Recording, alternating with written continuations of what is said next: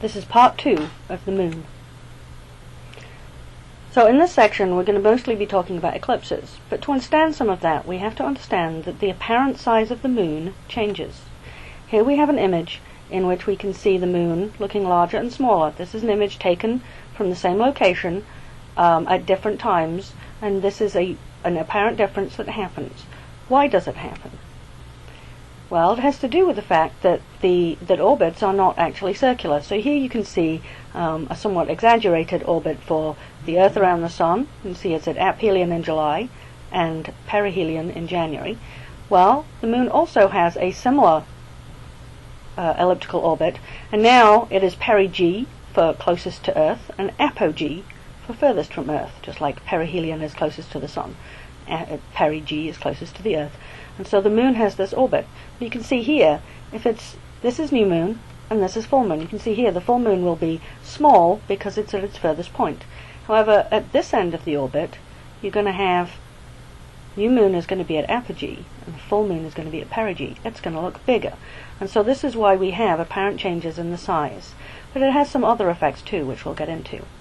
The other thing is that we tend to look at these images in a 2D format and forget that it's actually a 3D system. So here we have the ecliptic plane, so this is the plane of the Sun and the Earth, but the moon is offset from that. So you can see here, if we compare to this, the apogee point here would be above the plane and the perigee would be below, and so and over here it's going to be above on the side closest to the Sun and below on the side furthest from the Sun. And so this is an important factor when we're thinking about eclipses. Another thing that we need to think about is, you've seen this animation before, this is a representation of Kepler's second law. It shows that as, in this case it's the Earth going around the Sun, as it moves away from the Sun it moves slower. It is sweeping out equal areas through equal times, but at its aphelion point it is moving slowest, and as it moves forward again towards the Sun, at its perihelion point it will be moving faster. Now let's pretend that I've replaced this one with the Earth and this with the Moon. It also is subject to Kepler's laws, because Kepler's laws just come from Newton's laws. And so at perigee the Moon will be moving fastest, and at apogee it will be moving slowest. This means that it spends more time being small, because it's moving slowest when it's at its furthest point and it looks smallest, and it will spend less time, because it's moving faster, in a large size. Okay, so what does this mean for eclipses? Well, we need to talk about what eclipses are. Here I have a pretty picture of an eclipse. What is it, and why don't we see one every month? So here here's the Sun somewhere way over there, and this is the light from the Sun. And most of the time, here's new moon, there's a shadow from the moon, but it doesn't hit the Earth. Likewise, there's a shadow from the Earth that doesn't hit the moon. When the shadow hits one of these objects, we get an eclipse. You can see here, they're lined up. So you have a new moon, and the shadow from the moon hits the Earth, and so anywhere under that spot, we'll see an eclipse. Likewise, here we've got a full moon, and it can be in the shadow of the Earth, and therefore it is in darkness. We cannot see the light from the Sun, and so we get an eclipse. But this explains why most of the time, when we get to full moon, because it's offset like this, it's being fully illuminated on the side, so we see a full moon, and we don't see an eclipse. Sometimes it's below, and sometimes it's above. So here you can see over the course of a year, this is the ecliptic plane, we've got the Earth going around, and at this point, the full moon is going to happen when it's at its highest point in the orbit, and then the new moon is going to happen at the lowest point. As it moves around, the full moon will be less high, the new moon will be less low, until eventually the new moon is going to happen in line with the Sun, and likewise for the full moon. And so what you get is, approximately every 6 months, you will get an eclipse, both a lunar and a solar, and they should be about 2 weeks offset. One happens at new moon, one happens at full moon. But you can see here, if you've got this set up here, then as it continues to move around, now the new moon is way above the plane, and the full moon is down below, and then it will get back to being lined up, and then we'll go back to having the full moon high. Let's start with lunar eclipses. So in a lunar eclipse, we've got the Sun here, we've got the Earth here, and we've got the moon. And what this means is that here, the moon is in this very dark part of the shadow, you cannot see the sun from the moon. It is entirely blocked by the earth. If it was in this penumbra, if you were stood here, you'd be able to see part of the sun, but not all of it. Part of it would be blocked. And that is the definition of the penumbra and the umbra. It's really dark and not quite so dark. For lunar eclipses, what you get is you see a chunk taken out as the Earth's shadow falls onto the moon, and it gets chunks taken out and out and out until eventually it disappears completely, but then it becomes red.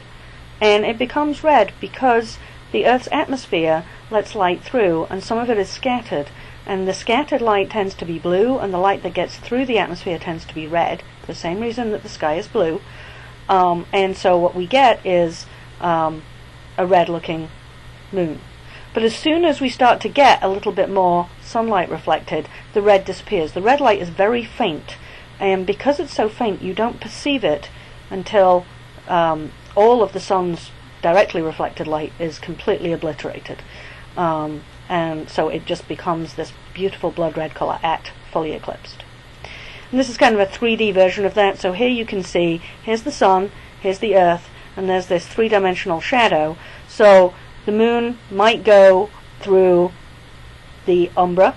It might go through so that part of the umbra is touched and part of it's penumbra, and it might go through so it's only in the penumbra. This is kind of looking at it, if you're looking from the sun at this, this is where it's going through the umbra, this is where it's going part through the umbra, and this is where it's going through the penumbra.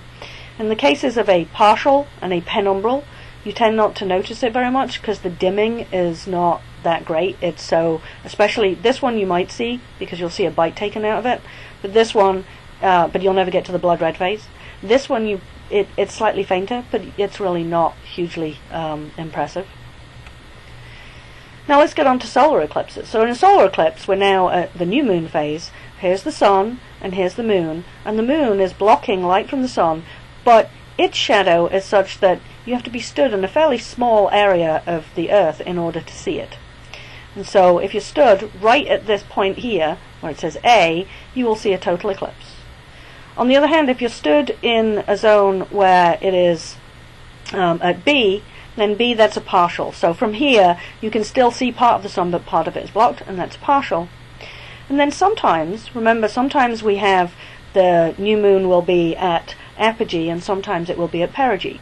When the new moon is at apogee, and especially if the Earth is at perihelion, so the sun is relatively big, but the moon is relatively small, then you will get an annular. That is to say that from the point of the shadow is here, it doesn't quite hit the Earth, and so from here you still see just the edges, and so you get what's called an annular eclipse. It is an annulus that is left over, or a ring. So this is kind of showing you this idea.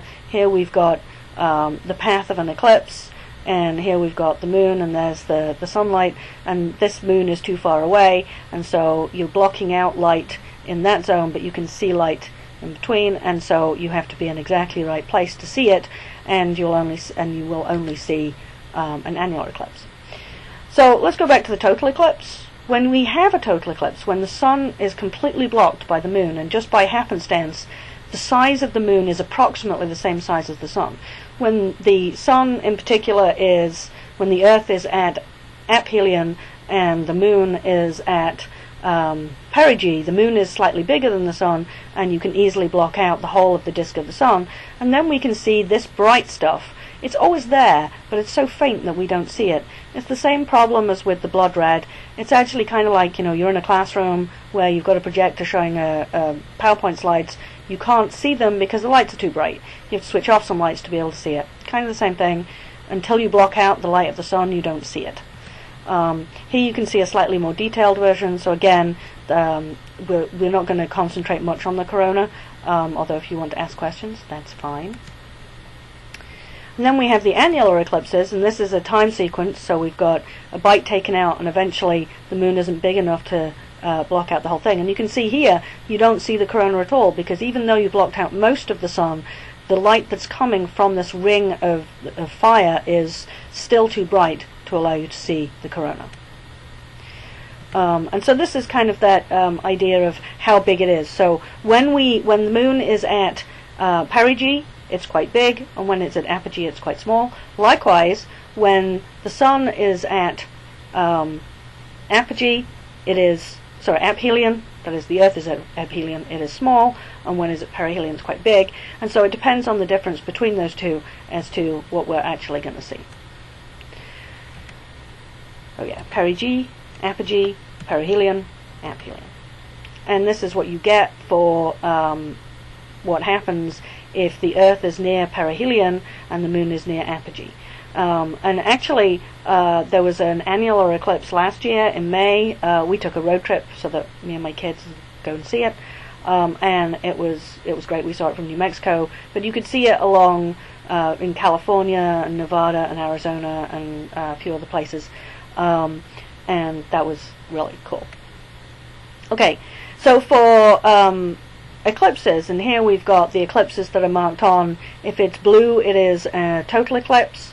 If it is red, it is an annular eclipse, and if it's pink, it's hybrid. That means that during the course of the eclipse, the moon goes from being big enough to not big enough, or vice versa, and so you get this change, and you can see one here. It's an annular eclipse, and it becomes total eclipse, and that's kind of cool. But you can see that the paths depend on a whole bunch of different things. It depends on the alignment and the season, and but this is giving you a whole bunch of them. Some of them have already happened. The one that we went to see is this one that went through New Mexico. The next one through Colombia is this one, which we'll talk about in a minute. And here, this is just another one, so you can see how it compares in another 1,000 years or so. And this is actually the path of the next eclipse that will go through Colombia, and you can see here it's going through here, and we will actually be right on the path of totality, and we'll be having a really cool event to celebrate this. And that's it for eclipses.